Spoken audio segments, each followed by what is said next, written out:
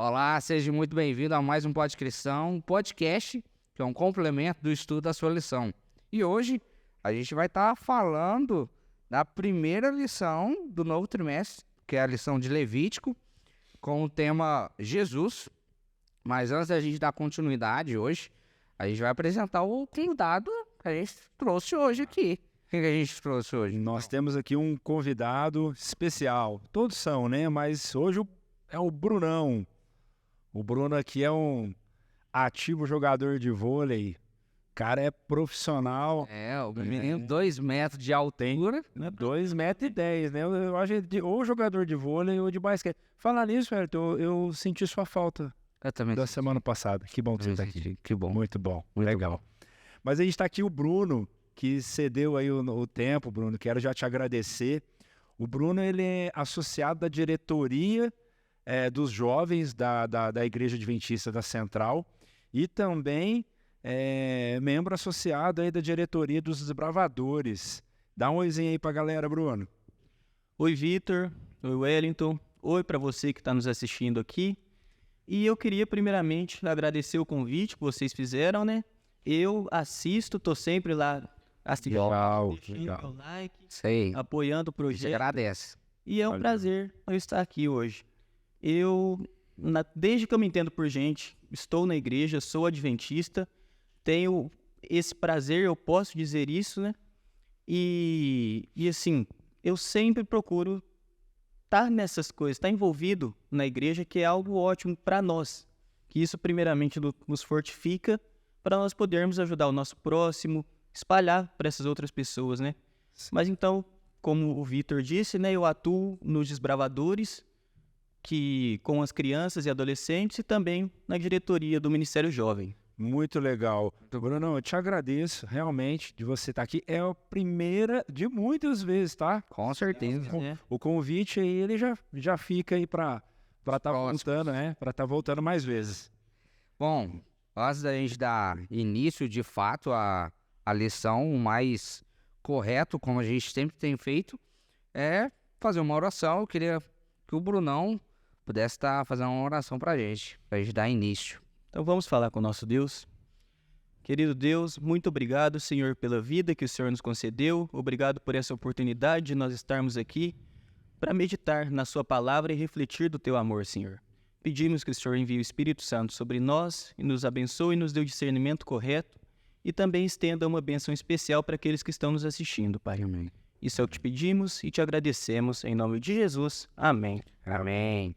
Muito bem. A nossa primeira lição dessa lição de Levítico, desse novo trimestre, ela vem falando com um título bem enigmático, eu acho, que ninguém conhece, que é Jesus.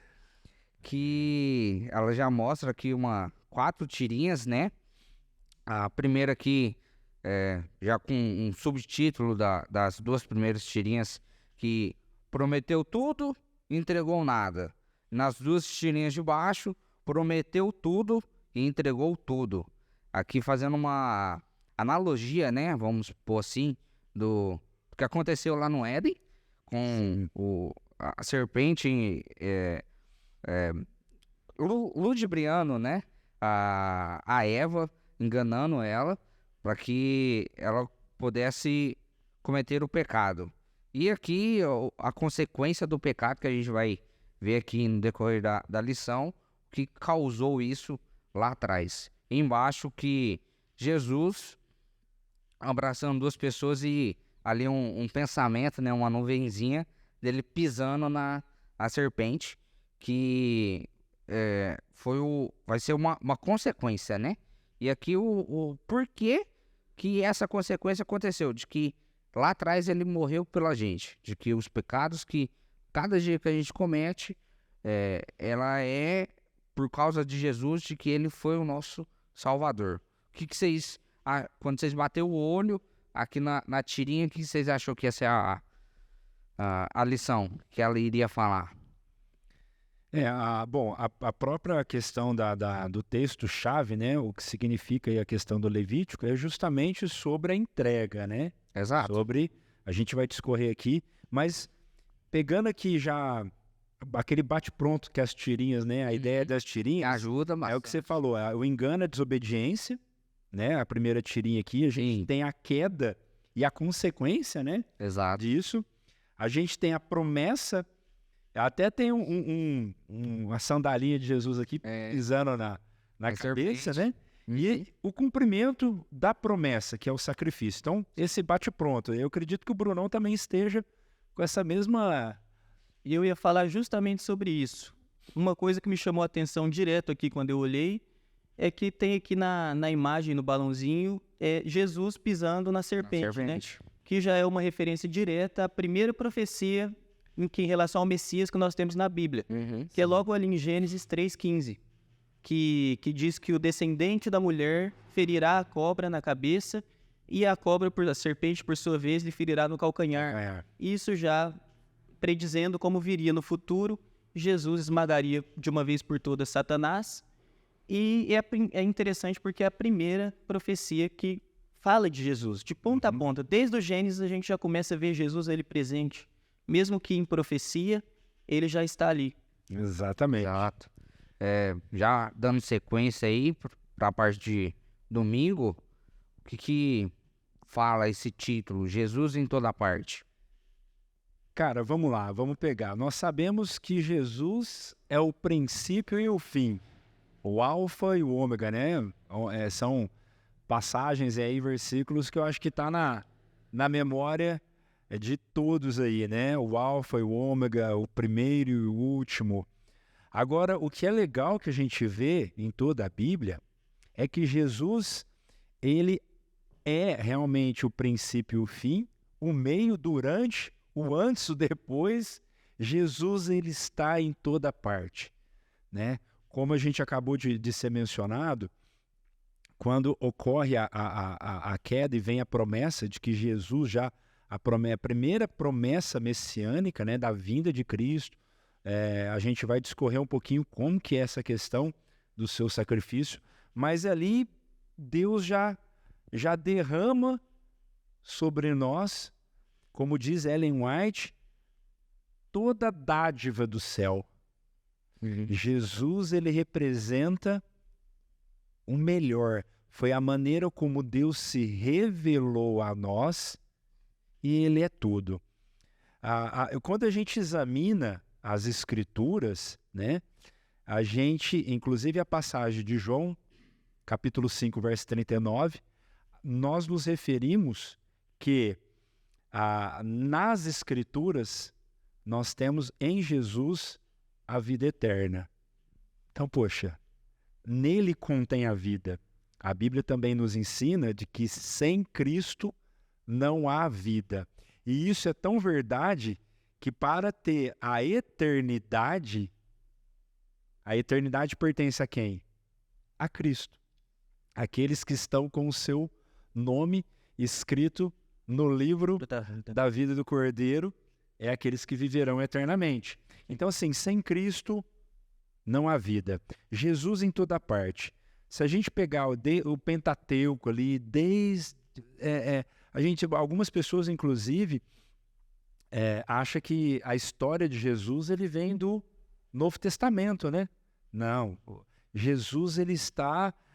E quando a gente estuda, a gente vê que a batalha no céu já tem a personalidade, o personagem Jesus, só para a gente poder contextualizar em respeito do personagem aqui, é que quando a gente fala personagem, né, a gente parece que é uma coisa, falou, pô, é mais um integrante. Ficção, às vezes. Exato, mas não é. É só para a gente poder contextualizar. Mas esse personagem, ele é tudo. Inclusive, ele é o ar que a gente respira, é o fôlego da nossa vida. Ele é a manifestação da glória de Deus. Olha bem, Jesus é extraordinário. E também aqui a gente tem Jesus em toda parte. Para a gente poder já discorrer para o próximo dia, vamos pegar esse ponto, né? Jesus é um meio de salvação, que é o ponto central aqui, né? Que a gente vai estar estudando aqui. Então, Jesus é um meio. A história da redenção, ela passa por Jesus. Aqui até cita, né, a parte de só Sim, sim. concordando, Não, vamos lá. aqui fala exatamente que lá, quando ele auxiliou Noé a construir a arca, os 10 mandamentos, lá no Monte Sinai, Ele deu os 10 mandamentos, né? o tabernáculo, Tabernáculo. que para ajudar o sacerdote a ser construído, o sumo sacerdote, a história em Êxodo e Levítico. Então, tudo é ligado. Tudo foi uma interligação. É por ele, para ele e através dele é que todas as coisas são e foram feitas. Brunão, quer dar uma... A Bíblia, ela é uma carta de amor que Deus deixou Sim. para nós, né? E Jesus é a manifestação desse amor. É a forma mais pura que nós temos de viver esse amor que foi expressado na cruz por todos nós.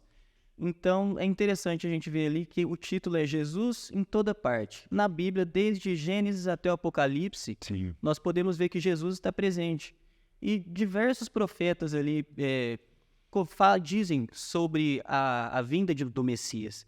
Desde ali de Isaías, Jeremias, Miqueias, até João Batista, que foi Sim. o último pré-messiânico, né? Então, tudo aponta para Cristo, para o nosso Salvador, para o amor de Deus. Então, é interessante. Isso. E só para a gente encerrar o domingo, são dois livros que o Bruno até citou. O livro de Isaías é um livro messiânico. Então, é muito interessante você ir na sua casa, se tiver a oportunidade, leia aí o livro de Isaías, você vai ver.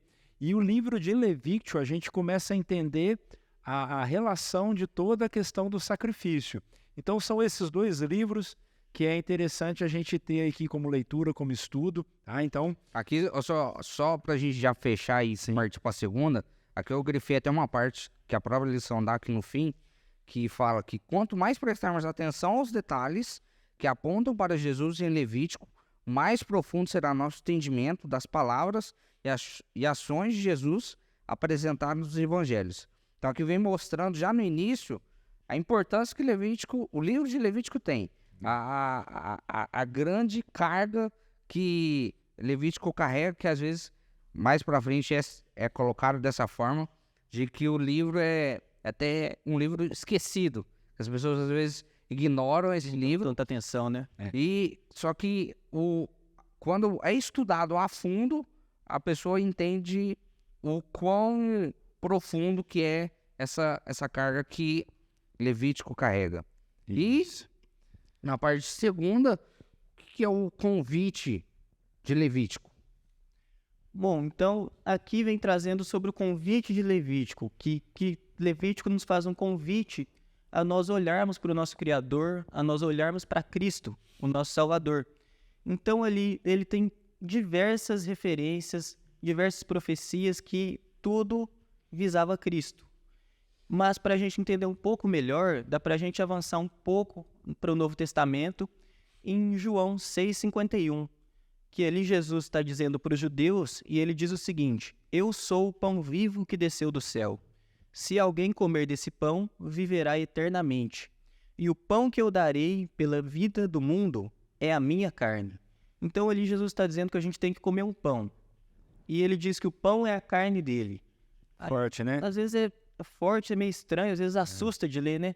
Mas por nós lermos, inclusive em Levítico 11, nós sabemos que isso é impossível que seja literal. Sim. Que isso era uma forma de expressar que indicava outra coisa, não no sentido literal. Que se nós vermos em Levítico 3:11, lá faz uma referência ao sacrifício pacífico que era feito, que era quando era levado um cordeiro ali imolado, a gordura, o fígado, era levado ali para ser oferecido como sacrifício. Sacrifício. E também nós temos o sacrifício, a oferta dos cereais, que era de pães asmos que eles ofereciam, levavam ali até o sacerdote, para que fosse sacrificado, e tudo isso indicava para a vinda do Messias, indicava para o sacrifício dele na cruz. Aquilo lá não era algo com valor próprio, aquilo era só uma representatividade. Uma representação do verdadeiro sacrifício. Do verdadeiro sacrifício. Então, ali ao dizer que ele é o pão que nós devemos comer, Jesus está dizendo que nós devemos aceitar o sacrifício dele, que nós devemos aceitar esse ato de amor que ele teve conosco. Então, ali é algo que faz a gente se refletir, a gente pensar que é uma oportunidade incrível que a gente está tendo. É completamente de graça, nós não precisamos fazer nada para merecer, apenas aceitar pela graça divina, né? Sim. E o que o Bruno citou é muito legal, e você encontra em Levítico, principalmente do capítulo 1 ao 7, né? Ele citou também o 11, que é o que dá o entendimento de não ser uma forma literal, mas ali sobre o sacrifício, sobre as ofertas, é narrado principalmente em Levítico de 1 a 7. Então você que está nos assistindo aí, está com a Bíblia aberta, dá uma pausa rapidinho, leia aí isso que o Brunão trouxe aqui de conhecimento, mas já volta pro vídeo e dá um play. E quando é coisa relacionada à Bíblia, eu gosto muito de falar, não confia no que nós estamos dizendo, confie nas minhas palavras. Pegue na sua casa, pegue a sua Bíblia e pode conferir você mesmo, não acredite no que os outros te dizem.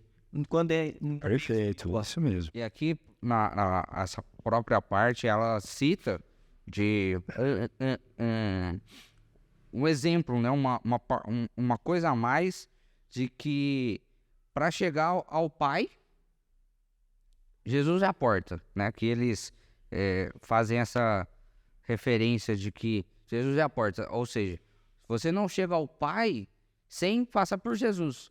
Você precisa passar por Jesus, porque Ele é a porta. Aí, aqui em outro lugar também faz a analogia sobre uma janela também, que tudo você vai ter que passar por Jesus. Você não tem como chegar ao Pai se não for atalhos, né? Não tem outro. se não for por Jesus. Pegando o gancho de domingo, ele está em toda parte. Por isso que foi o nosso, inclusive, praticamente quase que a introdução, né? Só fazendo aqui depois o Brunão pode estar encerrando essa segunda-feira para a gente já ir para a terça, mas estudar Levítico, ele nos ajuda a compreender isso que você falou, Bruno.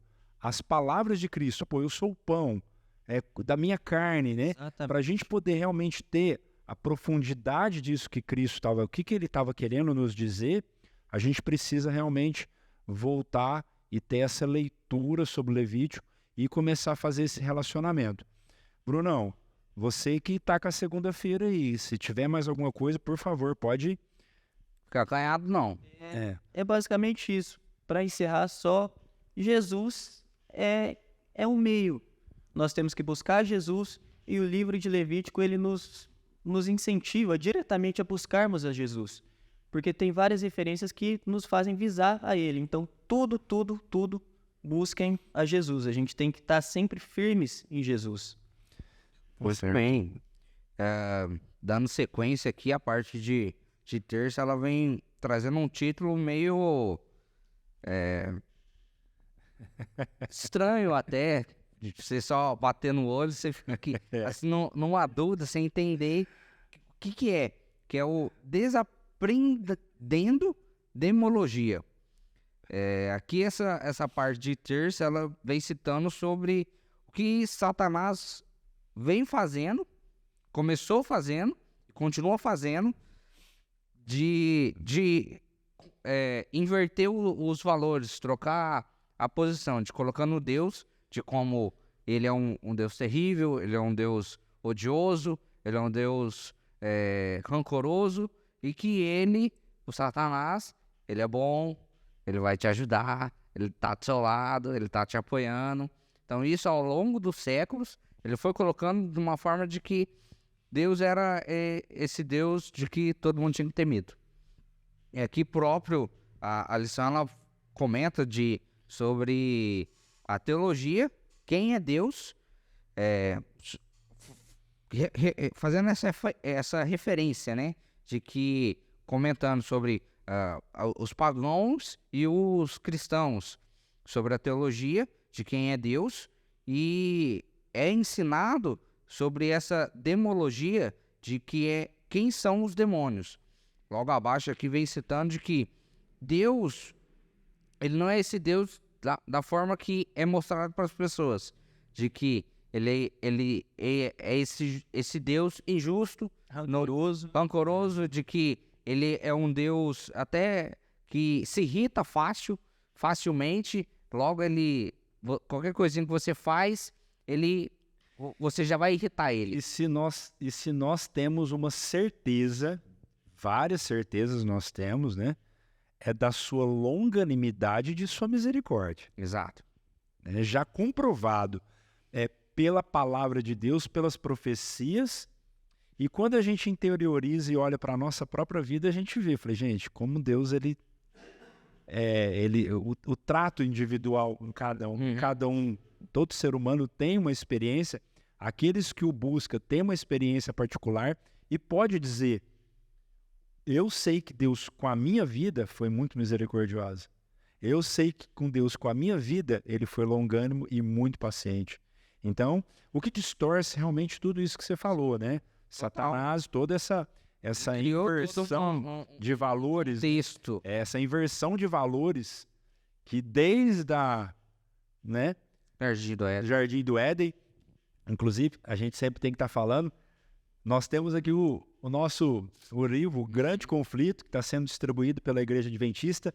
Nele tem essa narrativa de como que é toda essa questão aí que a gente pode estar aprendendo. Se você não tem um livro, procura uma igreja aí próxima a você, você vai receber esse livro aqui gratuitamente. Gratuito. Tá? Então, assim, a gente tem desde do Éden, desde do céu, sim, Satanás distorcendo e invertendo os valores reais de Deus com os seus atributos, né, com as suas características. Porque Deus é o Deus do céu, ele traz vida e alegria. A morte, dor e pecado vem por conta de Satanás. É introduzido dessa forma por culpa dele. E logo abaixo aqui vem fazendo uma pergunta do por que o sistema de sacrifícios era necessário, fazendo essa referência às outras os dois temas, né? E aqui dá um resumo, né? Porque você vai ler isso de Levítico 1 ao 7. Mas aqui é um breve resumo, ele cita 3 pontos. O primeiro, que a humanidade ela precisava ser ensinada, porque ela feria você, feria o próximo e feria Deus. Então ela precisava ter esse tipo de ensino, porque ali um animal que ele cuidava, que ele amava, que estava ao seu redor, aquele seria o sacrifício, para ele aprender de que ele não deveria mais cometer o pecado, porque seria de uma dor, praticamente é como você perdeu um ente querido. Sim. Você sacrificando aquele animal. Eles precisavam entender que o pecado tem consequências, né? Sim. O pecado não é algo que pode sair impune. Então, você precisava ter... O ser humano precisou disso, para ele entender e também para relembrar constantemente que o ser humano ele tem uma memória, parece que é horrível. Nós erramos, passa um dia, passa 2, erramos a mesma coisa. Então, eles estavam ali sempre para se lembrar do que eles haviam feito, que o pecado tem consequências, e também para se lembrar que aquilo não havia poder no cordeiro, não havia poder no sacrifício, mas era um simbolismo do que viria futuramente. Sim. Jesus Cristo. E aquela história, o bem que eu quero fazer, esse eu não faço. O mal que eu não quero, esse eu estou sempre fazendo. Isso infelizmente, depois da queda, é a nossa condição, né? Quando nasce uma pessoa, está nascendo mais um pecadorzinho.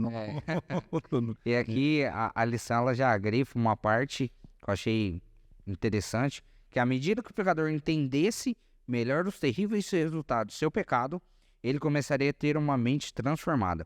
Perceberia que o pecado realmente é um predador que tira a vida do inocente.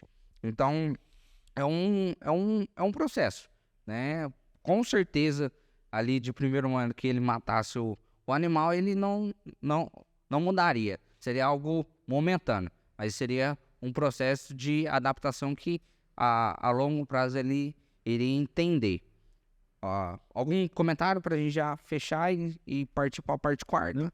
Essa parte que você citou, né? A transformação da mente. Sim. Né? Essa transformação da mente tem esse, né? Que essas 3 passagens, né? A 1, a 2 e a 3 aqui, que explicando a necessidade de por que tinha esse sistema de sacrifício, né? Que a gente discorreu aqui. E então essa questão da transformação da mente, da consequência, uma parte aqui que eu achei legal, que é o que você citou, né? Que era um animal muitas vezes querido, as pessoas tinham até como animal doméstico, muitas vezes tratando, né? Tinha muito essa proximidade e a vida do animal tinha que tirar rapidamente pela própria pessoa, né? Ele tinha que fazer o dono. O dono ali tinha que fazer a degola. Então não era uma coisa, como o Bruno falou, era marcante, era algo que fazia realmente a pessoa. Não era para esquecer. Ele tinha uma introspecção. É claro que como pecador ele acabava caindo novamente. Mas ele tinha essa introspecção, essa questão talvez até de fora o íntimo, né? Essa coisa um pouco mais profunda, né? Eu ter que degolar o meu próprio animal. Leva a uma reflexão um pouco mais profunda, né? Que às vezes eles pensavam ali, por que eu estou tendo que matar o meu animal? Isso propriamente dito, isoladamente, é um ato ruim, não é algo bom. Sim. Mas isso também não demonstra que Deus é mau, que é um Deus de ira, muito pelo contrário, isso só representava o amor dele, que apontava para algo maior, do sacrifício de Cristo. E é o que remete o que a gente falou, é o desaprendendo a demologia. Exato. Porque o sacrifício não tem nada a ver com Deus irado, com a raiva, né? Aqui como você citou, a morte e a dor vem do pecado e de Satanás. Exato. Não de Deus. Né? Sim. Dando sequência aqui, a parte quarta eu coloco dessa forma, de que é uma parte mais reflexiva da lição, que faz você realmente pensar de como você está levando. Aqui ele cita no início de que em algum momento talvez, ou você já passou por esse momento, de que Jesus ele vai ser um divisor de águas na sua vida. De que a partir daquele momento você realmente vai entender de que tudo para trás não tinha significado nenhum. E tudo para frente, estar ao lado dele tem um belíssimo significado. É tudo. É tudo. E a gente precisa entender de que o preço pago foi muito caro. Mas não pela gente. Não pelo Bruno, pelo Vitor, por mim. Mas sim por Deus, por Jesus. Porque ele teve por um breve momento, mas ele podia por um deslize perder o céu por algo, vamos pôr dessa forma, pífio, porque ele já era um Deus, ele não precisava salvar a gente, ele não precisava ter feito nada do que ele fez, mas o amor dele pela gente fez com que ele estivesse ao nosso lado, mesmo a gente não entendendo, não aceitando, não acreditando, não querendo, mas ele estava ali e ele colocou tudo em risco só para salvar eu, mesmo eu sendo pobre, muitíssimo pecador e tudo mais, e tudo do pior. Ele me salvou você que está assistindo, salvou todos, mesmo a gente, Exatamente. mesmo você não acreditando, mas Jesus te salvou. Então, aqui, eu acho que é uma parte bem reflexiva de que a gente tem que entender um pouco melhor do que se trata a forma que a gente leva a nossa vida. De que eu acordar hoje, eu vou, em algum momento do dia, falar de Jesus, vou espalhar a palavra dele, ou vou só simplesmente acordar. Vocês têm mais alguma coisa para comentar de quarta? Eu acho interessante que você enfatizou o preço da salvação, que é algo extremamente caro. E no plano da salvação, a única parte que o ser humano colabora, contribui, é entrando com o pecado. é a nossa única A parte. única contribuição nossa é o erro, né? E qualquer coisa que nós tentarmos fazer a mais, já não é nossa função, nós vamos estar atrapalhando ali. Sim. Então, e outra coisa, muitas vezes a gente vê o nosso Deus como o Deus dos nãos. Que a gente fala, poxa, tem a salvação ali, mas para eu me salvar eu não posso fazer isso, eu não posso fazer aquilo, eu não posso fazer aquilo outro. Mas muito pelo contrário. Nosso Deus é um Deus de amor, é o Deus dos sims. Que ele diz para você, sim, você tem a oportunidade de outra vida. Você errou, mas sim, eu te perdoo, se levante. Então ele estende a mão para nós constantemente. A história da humanidade é isso. É Deus vindo aí de encontro ao ser humano, o ser humano virando as costas e correndo. Sim. Deus volta novamente, o ser humano corre. E é isso repetidamente, até o dia que isso acabará. Sim. Que acabará com o pecado, que todas essas coisas ruins serão exterminadas. E é essa a nossa esperança, é isso que nós aguardamos. Essa é a nossa esperança. Pensando um pouquinho aqui, só para a gente aprofundar um pouquinho, né? A gente falou de um Jesus Deus, né? Que realmente é. Sim. Mas o Filho do Homem, ele veio dentro de uma humanidade. Gente, vamos parar para refletir um pouquinho a respeito disso. Olha a profundidade que talvez a gente pode chegar. Ele sustenta todas as coisas, né? Agora, nesse exato momento. Ele criou, ele estava na criação e criou todas as coisas. Não só criou do nada, ex nihilo, do nada surgiu as coisas através da palavra de Deus, como ele sustém. O sol, em nenhum momento, desde a criação, deixou de cumprir a ordenança de sua palavra. E esse Deus que sustenta todo o universo veio aqui para a Terra e ele era filho de carpinteiro. Era isso, Hélio? É, Bruno? Deixou seu trono, seu poder. Será que ele nunca deu uma martelada no dedo, não? Talvez. Pô, que Pra criança, aprender, né? para aprender, ele deve ter brincado com martelo. Caiu, mas Será que ele caiu, machucou o joelho? Então, assim, Ele deve ter se curado, ele mesmo. eu acho que ele deve ter deixado o processo. Mas, contextualizando, a grandeza de Deus está justamente na sua colocação da sua humilhação como homem. Ele não precisava de nada disso. Não. Ele não precisava vir como ser humano. Ele teve dor de barriga? Né? Naquela época tinha dor de barriga ou é só na nossa época? Tinha gripe naquela época? Devia ter. Não, sim, vamos pensar como ser humano. Ele era 100% Deus, 100% homem. Sim.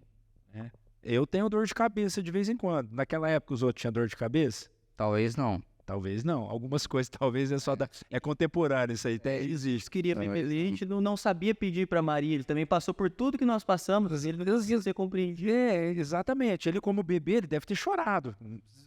Né? Então, assim, toda essa humanidade, vamos trazer essa humanidade. Esse é o nosso Deus. Esse é Jesus, que em todo momento, né? Aqui é a nossa... Só cortando, porque senão o menino aqui não para de falar. Dando sequência aqui na nossa parte semântica, a rede semântica. Aqui, por ser a primeira lição, ela ensina como é uma rede semântica, né? Aí ela dá algumas sugestões aqui. A palavra-chave é Jesus. Ela dá sugestões de paz, reconciliação, salvação, modelo e poder. Vocês escreveram mais alguma coisa aí? Para Jesus? Eu posso falar? Uma só. Uma só. Na verdade, na questão semântica, eu não anotei nada, não. Mas eu acho que Eu acredito que ele seja uma segunda chance. Escrevi esperança, que também é a mesma coisa. E agora, dando sequência, partindo pro fim, porque o tempo voa. O que fala a parte com o título O Único? É isso aí. É a minha vez. Cuidado, hein? Cuidado. Vamos lá, o único. Ele é o único. Ele é o único Amém. que pode. Ele é o único que poderia quebrar o selo e abrir o livro, conforme Apocalipse. Mas pegando um pouquinho a questão aqui da nossa lição, mais uma vez enfatizando aquilo que Levítico quer trazer para nós, né? Ele aponta quais é o tipo de sacrifício que Jesus viria. Quando a gente lê realmente ali do capítulo 1 ao 7 em Levítico, a gente vê várias coisas aqui, a gente realmente não tem tempo para citar, mas a gente vê as formas de sacrifício, a riqueza de detalhes que eu fico imaginando, porque é Jesus ensinando, né? É o próprio Cristo que irá se sacrificar, ensinando como o povo deveria fazer naquela época, até o cumprimento da promessa dele. Então, dentro disso, a gente tem aqui 4 pontos bem distintos, né? Da respeito do sacrifício. E das ofertas oferecidas, das ofertas pacíficas, como deveria. Primeiro, ele não teria pecado, ele seria sem pecado, deveria ser perfeito. E Cristo foi. Sim. Cristo não pecou. Segundo, ele seria um sacrifício. Quer dizer, se ele não pecou, ele é inocente. Ele é puro. Então, a partir daí, ele foi realmente crucificado injustamente. As acusações que o levaram à sentença da crucificação não eram... Ele era ali o cordeirinho inocente. Cordeirinho inocente. Entre a família, mas precisou ser morto, né? Exatamente. Então, assim, não tinha nada que o levasse ao sacrifício, à cruz do Calvário, né? Então, esse é outro ponto. Terceiro, ele carregaria os nossos pecados. Quer dizer, depois que o animal era morto, né?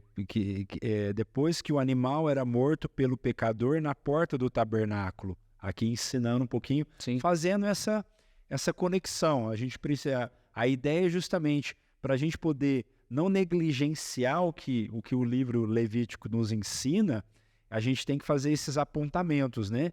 Então, assim, ele carregaria os nossos pecados. Jesus levou sobre si todos os nossos pecados. Isaías, a gente consegue ver isso mais uma vez, a questão de todo o sacrifício ali de Cristo, da parte messiânica. E o quarto, que seria de aroma agradável. É por isso que a gente tem a necessidade, para a gente não ficar demonizando realmente a coisa. Poxa, para Deus foi agradável o sacrifício. Nós precisamos... Olhando humanamente falando, não. A gente tem a sensação, falei assim, nossa, como Deus pode se agradar da morte do seu próprio filho? Agora a gente tem que levar todo o contexto. Sim. Né? Primeiro, Cristo se ofereceu. Partiu dele. Ele quis. Né? Segundo, o aroma agradável aqui é que é suficiente. O sacrifício de Cristo de fato agradou a Deus. Que por um homem entrou o pecado e por um homem saiu o pecado. Então, é claro que falta tempo para a gente poder contextualizar toda essa questão, mas que fica claro, mais uma vez, de que o vilão dessa história toda não é Deus. É por isso que, para a gente não demonizar essa passagem, não colocar Deus como tirano, nós temos que ter a compreensão profunda de Levítico. É por isso que é um livro negligenciado, Muito. que a gente até falou, né? Nós mesmos, né? Por ser uma coisa muito técnica, você começa a ler ali, a vontade que você tem é de parar, porque, inclusive, não é um livro de uma leitura só. Você tem que ir indo, voltando várias vezes para você... Muitos detalhes ali. Muitos. A riqueza de detalhes. E aí você vê a aspersão de sangue. Por que isso? Por que eu vou imolar? Tem que ser perfeito. Se é pombinha, eu não posso decolar, eu tenho que torcer o pesco. Então, assim, são detalhes que Levítico nos traz que fala, cara, Cristo, o sacrifício de Cristo significa tudo. Ele abraçou. Tem seu símbolo, tem seu símbolo futuramente. Exatamente. Então, ele abraçou tudo isso. Então, ele seria sem pecado, seria um sacrifício, carregaria os nossos pecados e teria um aroma agradável. E para eu encerrar minha parte, aí vocês podem fazer aí as confissões de vocês. Né? Se os judeus não tivessem ignorado Jesus em sua compreensão dos rituais ao templo, eles teriam conseguido identificá-lo. Isso também se aplica a nós. Quanto mais vermos Jesus em Levítico, olha a importância. Quanto mais a gente olha para Jesus e compreende Levítico, maior a certeza teremos de que Jesus no Novo Testamento corresponde perfeitamente aos critérios de um Salvador. Né? Vamos lá, a gente tem a questão fé, mas a gente tem a questão racional. Por que eu considero Jesus como Messias? Por que tem tudo? A gente tem realmente uma base e um fundamento bíblico para isso. Prometido no Antigo Testamento, né? Então, o pecado sempre vai trazer a morte. E é exatamente contra isso que ele veio. Então, ele é o único, o mediador aí entre a humanidade e Deus. Ó! Pode falar. Eu só ia comentar que, assim, um tempo atrás eu estava vendo ali sobre Cristo e eu me deparei com uma historinha que representava bem isso. Que dizia que um homem tinha ali sua casa e ao lado da casa dele tinha um formigueiro. Era um terreno baldio e havia lá o formigueiro. Ele gostava muito, ele amava aquelas formiguinhas, ele ia lá, gostava de ficar olhando como que elas faziam, como se organizavam. E ele começou a pegar um amor por aquelas formigas, ele começou a se apegar. Então, todo dia ele ia lá, olhava suas formiguinhas, passava o seu tempo lá distraindo sua cabeça. Mas um dia ele acordou com barulho de máquinas, trator, aí ele saiu de casa apavorado. Quando ele chegou lá, eles estavam limpando o lote porque iriam construir uma casa ali. Mas aí o homem tentou falar para as pessoas, vocês não podem construir aqui. Tem as formiguinhas, eu gosto delas, eu amo elas, você não pode fazer isso. Mas ninguém deu bola para ele ali. Então o homem, ele foi lá conversar com as formigas. Ele disse para elas, vocês precisam sair daí, vocês têm que sair, senão vocês vão morrer. E ele estava apavorado, gritando e dizia, mas as formigas não se mexiam, não respondiam ele.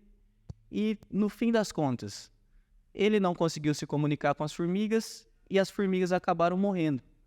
Mas agora outra coisa, se não fosse um homem ali, mas se fosse outra formiga avisando as formigas, elas poderiam entender, elas poderiam ter aquela noção e sair daquele perigo. E foi isso que Jesus fez. Ele estava lá no seu trono de Deus, no comando de todo o universo, ele deixou aquilo lá, nasceu aqui em meio ao nosso mundo, sofreu coisas que nós também vivenciamos no nosso dia a dia, para poder se comunicar com a gente, para poder demonstrar o amor dele por nós. E que ele não quer que nós vivamos nisso. E Jesus diz que ele venceu o mundo e nós também podemos vencer o mundo. Nós temos que nos espelhar nele. E era isso que eu queria comentar. Eu concordo com as frases. Porque se eu for falar, realmente a gente vai perder muito tempo e a gente tem que tentar seguir o mais próximo do tempo. Partindo aqui pro último dia, com o título do Muro Sagrado, queria que vocês dessem uma opinião de vocês, porque aqui o início já vem falando de que o sacrifício não foi feito para despertar no coração do Pai o amor pelo ser humano, nem fazer para com que ele se dispusesse a salvá-lo. Não, Deus amou o mundo de tal maneira que deu o seu Filho unigênito. Aqui vem mostrando aquilo que a gente tinha relatado lá atrás, né? De que Deus não tinha obrigação nenhuma de fazer tudo.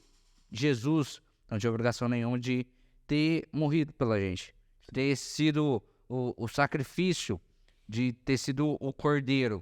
Ele não tinha, mas ele fez e quis fazer, se propôs a fazer, porque ele nos ama. Simplesmente.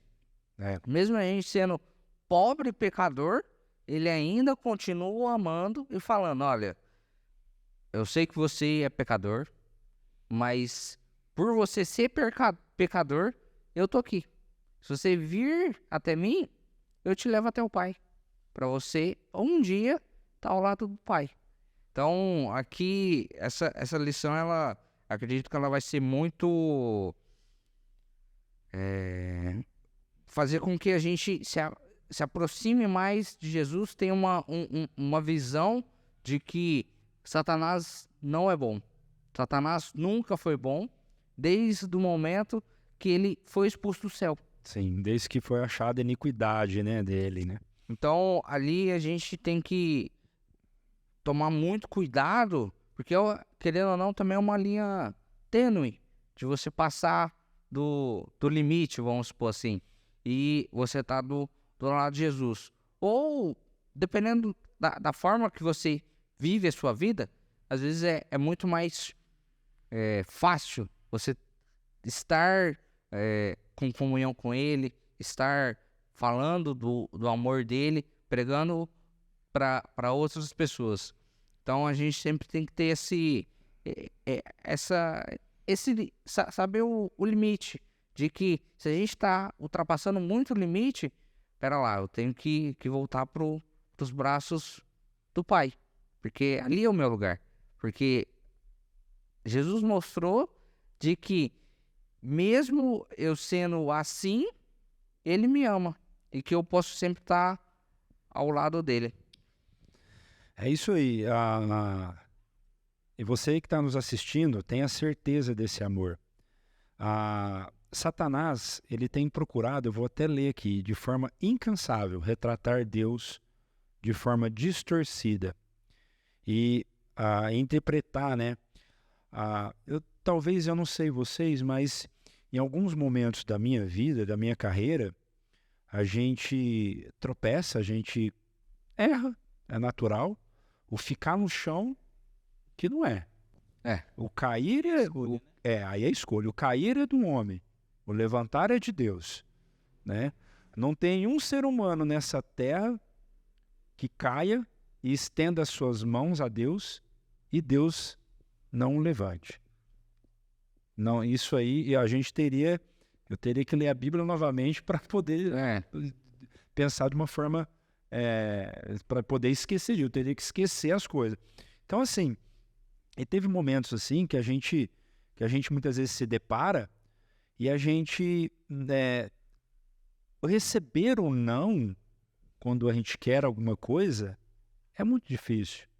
E a gente tem uma pequena tendência ou grande tendência a ver Deus como o Bruno tinha falado, cheio de não.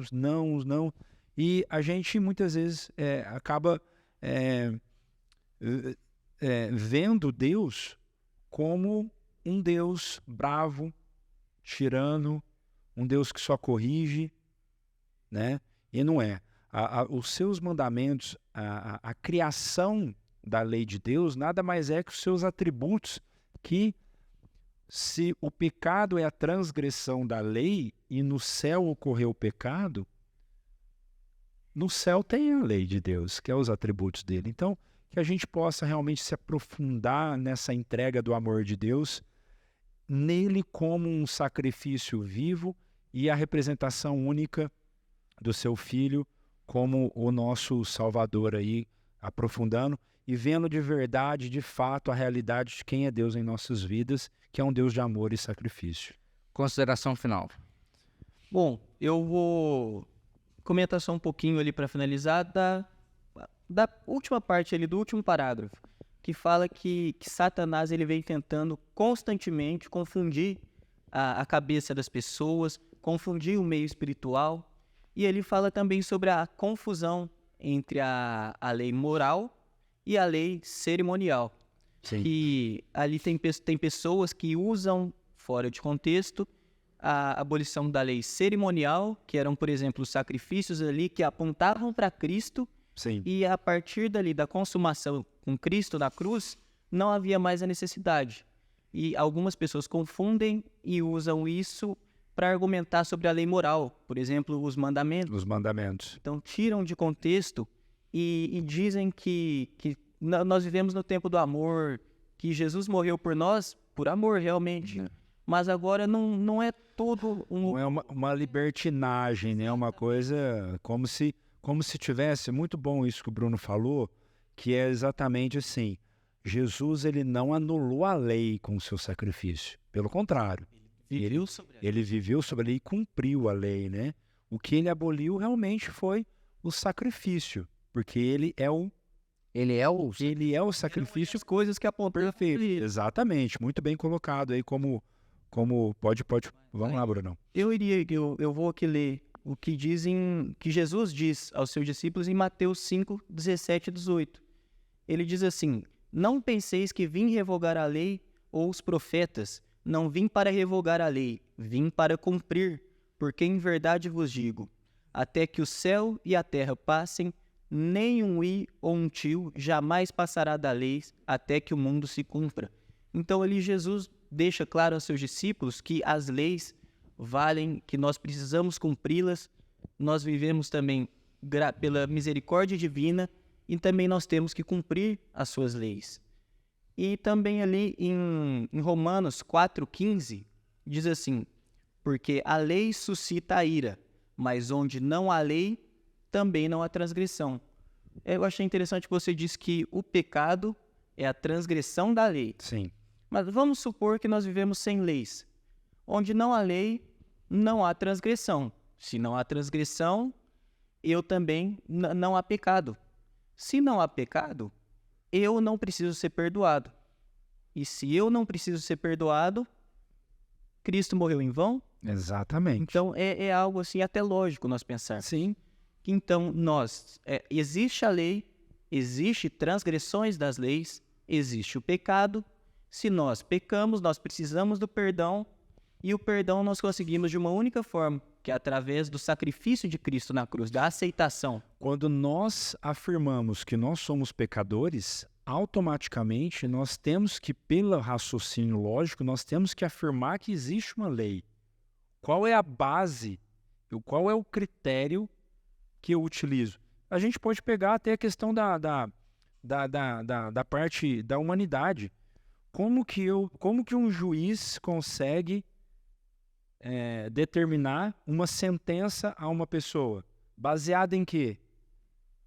Na carta, na Constituição Federal, na lei, pode ser uma lei municipal, estadual, ou dentro da nossa Carta Magna, que seria a Constituição Federal, mas precisa de ter esse ponto. Da mesma forma, a partir do momento que nós temos a convicção de que eu sou pecador, eu tenho a convicção de que, baseado em que eu sou pecador? Na lei de Deus, nas questões de que Deus deixou de uma maneira muito, muito explícita isso, escrito pelo seu dedo. Exatamente. Bom, aqui acho que a lição toda se resume ao amor de que Deus tem por nós e que a gente às vezes a gente afasta aí. Negligencia. Isso. Não tava saindo. Afasta Deus do nosso convívio. E que a gente tem que trazer ele para mais perto de nós, porque é isso que ele sempre quis. Ele nunca quis que a gente estivesse longe dele. Tanto é de que ele criou a gente para estar ao lado dele. E que por questões ali do que aconteceu, as situações que foram acontecendo, a gente infelizmente não está mais ao lado dele, mas tudo que aconteceu foi para que em algum momento a gente esteja ao lado dele. Então a gente tem que sempre estar se preparando, estudando, conhecendo mais, a cada dia mais, para estar um dia ao lado do nosso Senhor Jesus. Para a gente finalizar, senhora? Eu oro? Senhora. Vamos lá.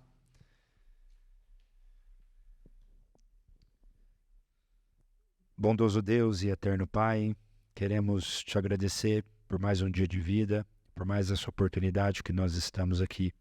Te agradecemos também, Pai, por essa semana que se terminou, por esse santo sábado que iniciou nesse pôr do sol.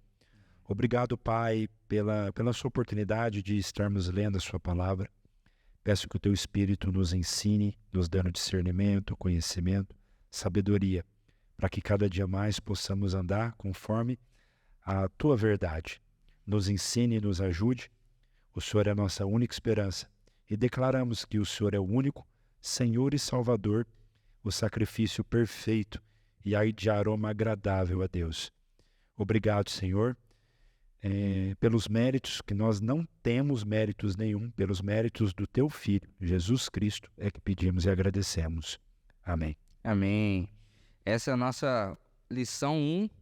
Então, se você gostou dela, curte, compartilha, mande para os seus amigos, que às vezes tem alguém que você conhece que esteja precisando e que não saiba de alguma coisa que a gente falou aqui e que talvez seja interessante para essa pessoa.